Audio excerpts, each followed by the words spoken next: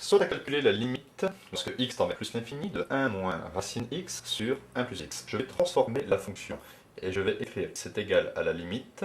Je factorise ici par racine x, facteur de 1 sur racine x moins 1, divisé par, ici je factorise par x, x facteur de 1 sur x plus 1, pour retrouver ici 1 plus x, lorsque x tend vers plus l'infini. Donc je sais ici que racine x sur x peut se simplifier. Donc je vais barrer x, et je vais remplacer x par racine x multiplié par racine x, puisque je travaille avec des valeurs de x strictement supérieures à 0.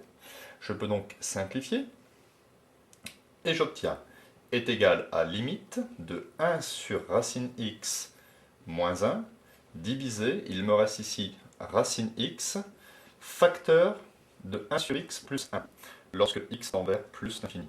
Alors, je sais que la limite de 1 sur racine x, quand x tend vers plus l'infini, ça fait 0, puisque j'obtiens 1 divisé par plus l'infini. 1 sur x en plus l'infini me donne 0.